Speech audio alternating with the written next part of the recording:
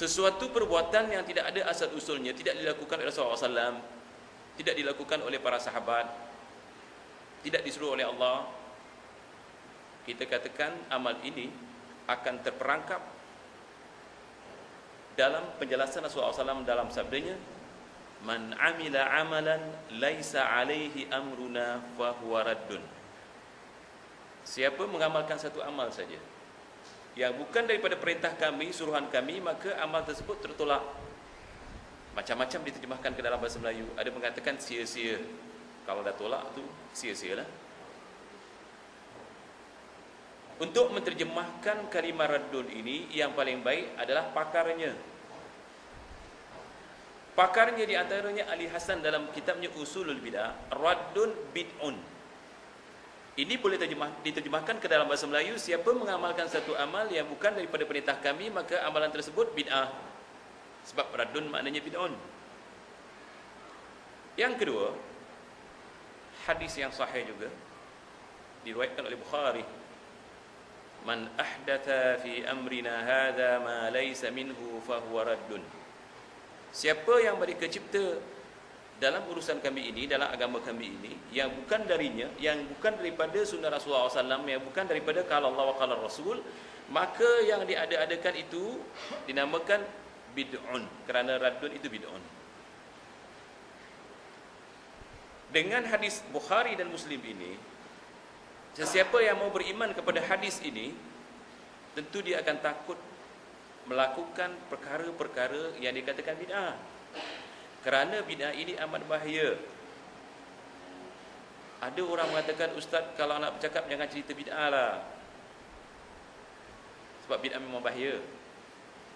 Bid'ah memang bahaya, ya? Sebab kami dilarang masuk masjid-masjid kerana cerita bid'ah. Orang yang melarang kita cerita bid'ah, orang itu bid'ah sebenarnya. Kenapa? Mukaddimah yang kami baca, seperti ustaz baca tadi, innal hamdalillah, yang pengambisannya ditutup oleh Rasulullah SAW, amma ba'du fa inna lakal hadis kitabullah wa ahsanal hadi hadi Muhammadin sallallahu alaihi wasallam wa syarrul umur muhdatsatuha fa inna kulla muhdatsatin bid'ah wa kulla bid'atin dhalalah wa kullu dhalalatin finnar. Ini hadis riwayat Muslim dalam khutbatul hajah. Rasulullah SAW tidak pernah berkhutbah kecuali membaca khutbatul hajah ini. Bermakna Rasulullah SAW tidak akan bercakap kecuali memberi peringatan jangan buat bid'ah. Ini hadis Muslim. Sehingga Imam Nawawi mengatakan Rasulullah SAW kalau nak berkhutbah, kalau nak bercakap, terutama khutbatul Jumaah yang dihadiri oleh ramai jamaah, pasti dibaca amma ba'du. Kemudian daripada itu, sebenar-benar perkataan adalah kitab Allah. Selain daripada kitab Allah, bohong. Kita tengok Mahal Ijra yang diorang baca ini ada dalam kitab Allah, tak ada, itu bohong. Wa khairal hadi hadi Muhammadin sallallahu alaihi wasallam, sebaik-baik petunjuk Rasulullah SAW. Rasulullah ada tunjuk buat seperti itu? Tidak ada.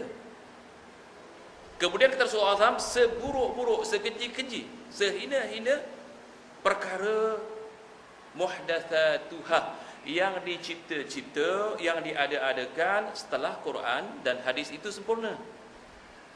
Kenapa?